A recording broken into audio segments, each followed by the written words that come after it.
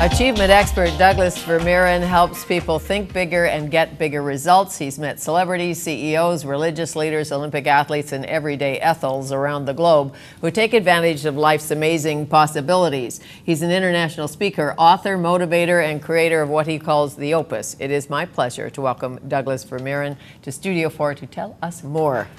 Thank you so much for having me. Nice to meet you. Well, former shy student, it says in your bio. True enough. Former shy student, not a particularly great athlete, and you didn't get straight A's. No, I actually had a very interesting background. I was very, very timid and shy and wasn't really really very sure of myself with many things that I set out to do. But things changed. What changed you? What changed that? Well, I think for me it was something that began at a very, very early age. Like many people, I had the fortunate opportunity to be involved in the Boy Scout programs.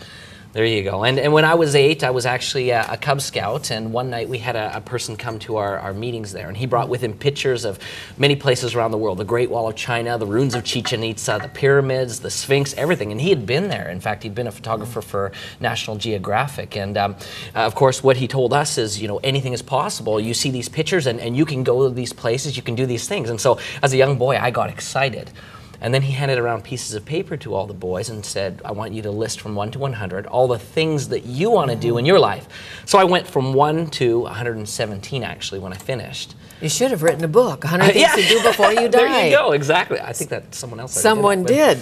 But it's a great thought process, 100 things to do before you die. Absolutely. And as a young boy, I got really excited and I wrote a lot of those things down that I wanted to do, but my challenge came when I got home soon enough. I looked at the list and I mean, for example, one of them was climb the Great Wall of China.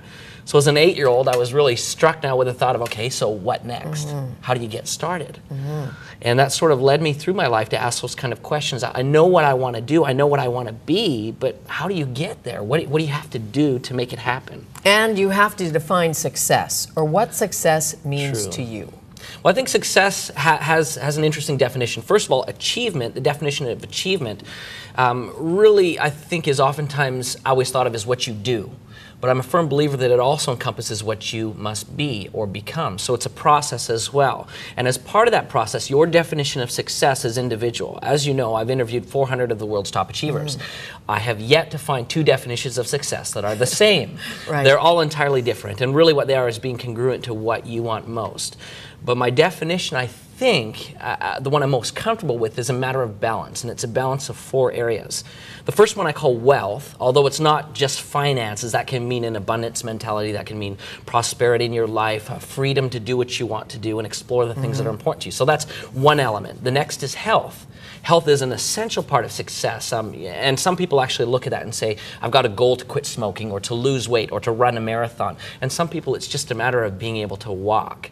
You know, so health is something that is an elemental part of that. The next is relationships and how you interact with not only your loved ones, but people that you're involved with business-wise or what have you. Those relationships are a very strong contributing factor to your success. And then lastly, what I call self-achievement, which includes spirituality, but also your innermost dreams and desires and goals, those things that you're absolutely passionate about. So if you can have a balance of those 4, I believe you're successful. And you call your program the Opus.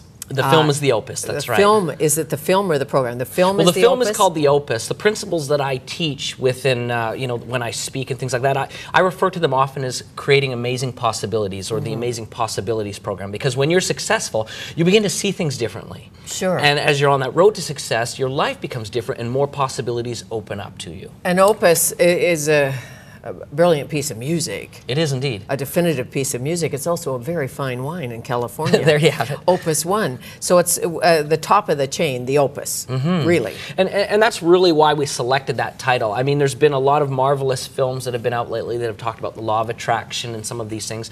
And a lot of people have really wondered, again, like I did as a child, what next? What do I do? I know what I want to be. I know what I want to do. What next?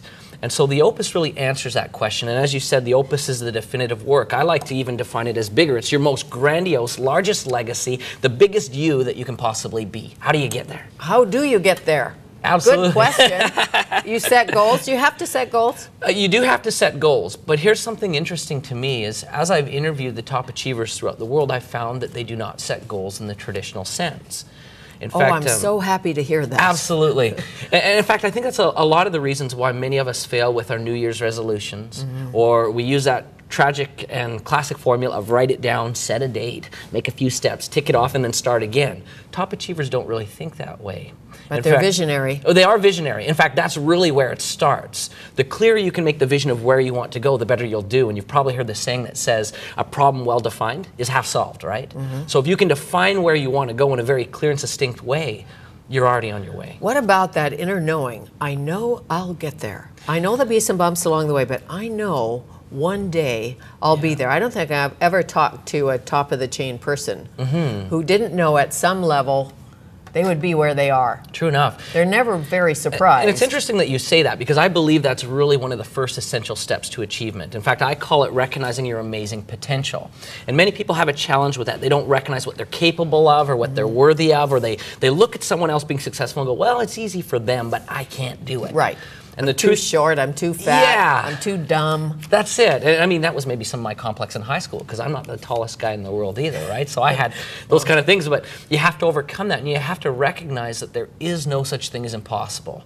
And every top achiever that I've ever met has actually seen that in themselves and recognized that although there's things that look difficult, nothing is impossible. There's no such thing as impossible. So that's the potential, then the possibilities. Yes, and you recognize possibilities around you based on what you tune into. When you believe something and then you desire it, it becomes a possibility for you. What about the probability? Because we fall down there, as you know. We do. Love to have an Aston Martin, love to go to China, love to live on the sea, love to find a man, whatever your is. And you know what, you're sharing something here that I think is absolutely brilliant, because there's really 4 steps to it. And the first we mentioned is potential, next is possibility, after that is turning it into a probability, and then making it performance. And if we were to use an example, say, of learning how to drive a car, right? First of all, in order to drive a car, you have to believe that you've got the potential that you could actually do it.